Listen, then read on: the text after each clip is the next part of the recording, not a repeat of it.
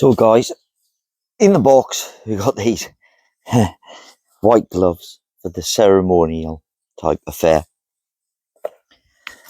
A set of instructions and specifications which are quite in detail. How to put it up, sizes of flags you've got, and some notes on there. Okay, so that's quite good really. A flag, of which we think there's one inside. I think there is one flag, but I have two of me on. So we'll just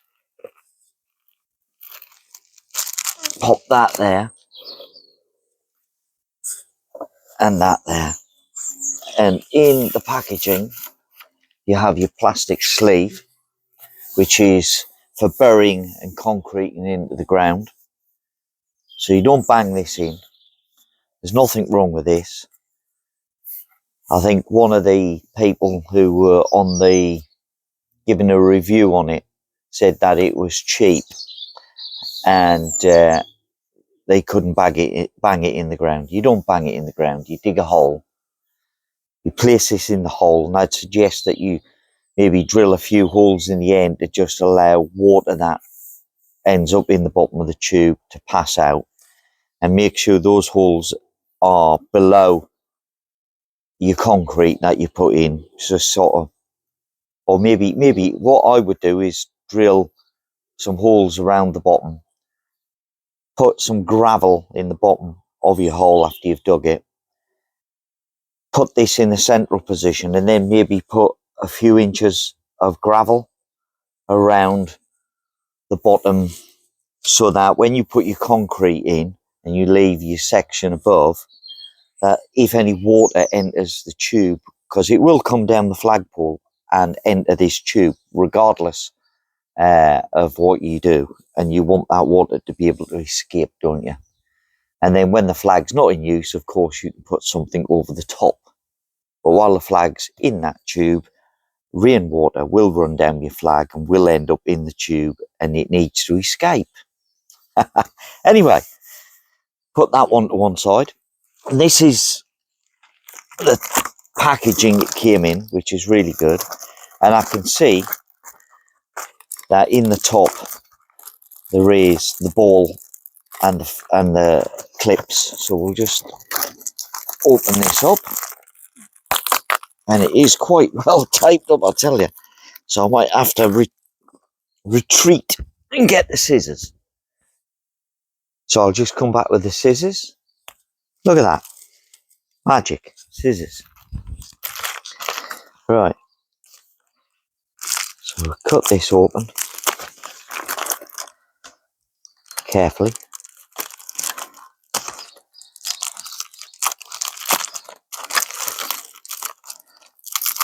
That's it. Hey. Pop that down there. Out the way. So in the top, excuse me, you've got a nice piece of separator and your really expensive gold ball, which is probably almost certainly plastic. It doesn't feel heavy.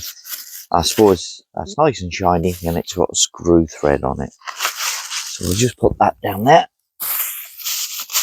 Pop the packaging down there. And we pick up the pole. It feels quite weighty, but it's nothing you can't handle. This is the 30-foot pole.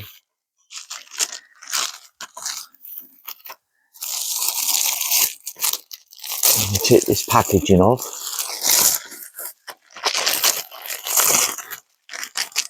And the finish looks quite good. And I would say that was anodized. You know, really. Oh, I almost forgot. The bag of hooks in the bottom, isn't there? So as you can see, it's really well packaged, I think. And there's a... Oh, it's a second time I dropped it. They hold your flag on. And these sections, oh, they do spin round, but they are plastic top. They're clear plastic, but they look quite robust, so I think they'll be fine. I hope so. We'll see how they bear up. So we're going to put the ball straight on the top, because I want the ball on the top.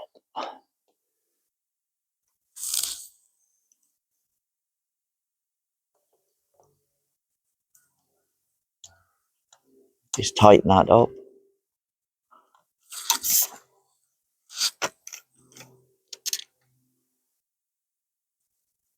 Right.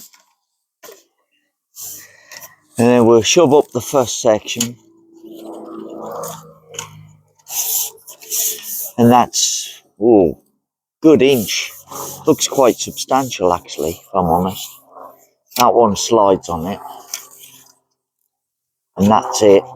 And a twist, and it locks. And an untwist. Yeah, that grips, that's pretty good. And the grip on this anodized surface is quite good. So I reckon you could undo that quite easily. Looks, I'm pretty impressed with that so far. Yeah, that's pretty good quality, I think. Yeah, all of that's just wiping off. But I think that's really good. I just checked the bottom, because obviously the water, if there's any water, has it got a drain hole? Yes, it has got a drain hole. And it does say on the end, made in China, unfortunately.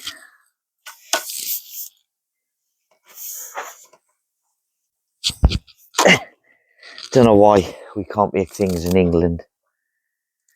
But that might all be about to change soon, mightn't it?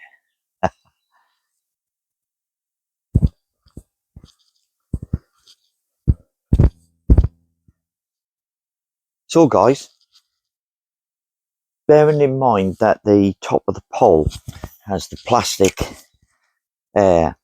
loops that are going to run round, I think that the metal against plastic might create a problem, potentially. So what I'm thinking about as a solution, which I did when I hung my flag up on the other pole, which is incidentally was a telescopic insulated 11,000 volt switching stick for working on the overhead power lines. I used the short 6-inch bungee with a I don't know what you call that, a ball on the end, and that will go through there. Okay, it's not as quick and convenient, maybe, and then that will go through the loop, so that you shouldn't have any wear on that item then. And then if you pull the ball like that, be very unlucky if that was to come out. In fact, you could even put the ball all the way over there, couldn't you, like that? Either way, I don't think that's gonna, could be noisy. I think it'd be quieter if it was at the flag end, like that. I think that would fly quieter, but I think that'd just be fine there, like that. So that's one. Now put the Union Jack up to start with. Now I've got a second one here, so we'll just give it a demo on the second one. We won't put, oh, so just put that through again.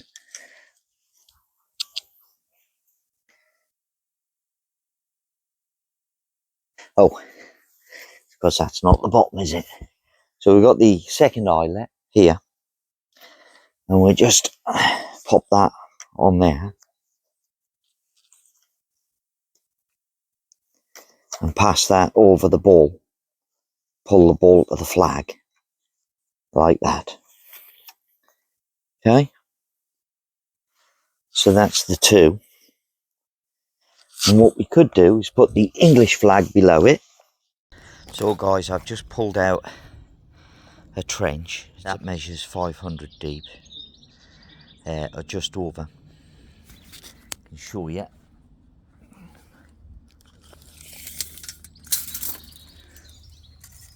That measures 500, thereabouts. In fact, the ground level's a little bit lower than any other layer, so that'd be just fine. And what I'm going to do is fill the bottom with some gravel, big gravel. So we've just poured gravel in the bottom, probably about an inch or so, just enough to let the water get out of the pipe. So what I've done now is just stood the pipe up in the centre, well, near enough the centre of the hole, and I'm just going to put a bit of gravel around it, not a lot.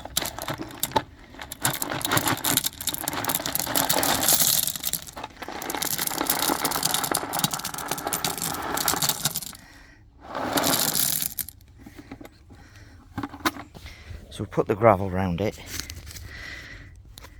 and that's sat like that, ready. And I'm now gonna pour me concrete around it, which is a postcrete. It does get wider at the bottom. It might not look central, but it's roughly central. Okay. So I'm just gonna tamper the area down, guys, just to be thorough. It's quite hard, the bottom of the hole anyway.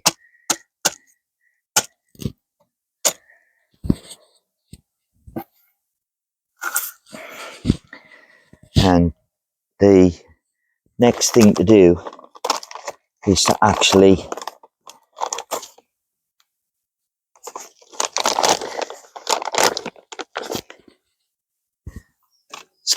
fill the hole to about 1/3 of its depth.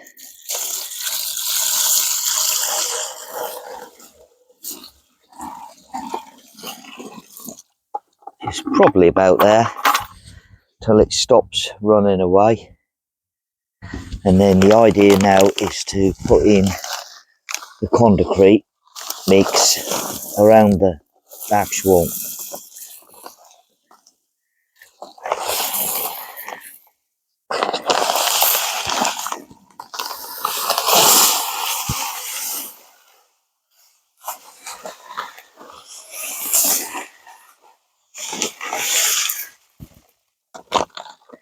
like that. And we just take a piece of wood, and I'll just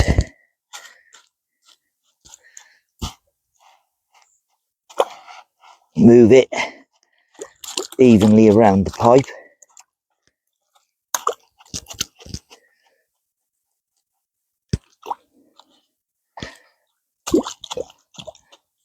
And that water should drain away, hopefully. It will take longer to set if there's a lot of water in there, and I don't think I put more than 1/3 in, but we'll let it carry on, and we'll just check it for level. So I've got a little level, and we just make sure it's level.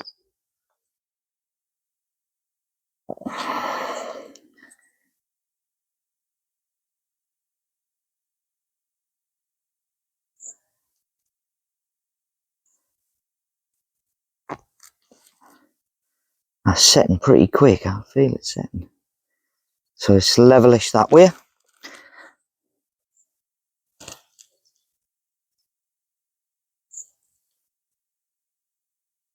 Levelish that way. So there she is, buried with a glove on top.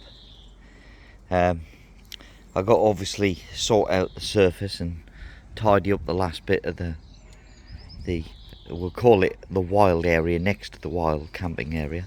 Oi, oi! Get out of it. He's digging it out. Behave yourself. Dog's decided to dig me flagpole out. Oi, pack it in. Helen, pack it in. Right, come over here. He knows how to get my attention.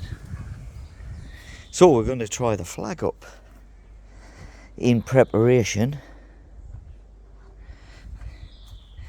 Just make sure it looks all right. So I'll just show you where it's going to go. This area will be sorted out soon, he says. So there's my wild camping area, there's my flagpole, and it just needs the wild camping area's got to have a new roof on it as well, because the top didn't last, unfortunately. Yeah, guys. Hi guys. So I've took down my Union Jack and the cross, St George's Cross of England. I've put up the St George's charging flag, or the Charger St George's flag, on its own for the 23rd of April, which is St George's Day. Wish everyone happy St George's Day from a patriotic Newbury biker. So thank you very much guys for watching, and have a great St George's Day.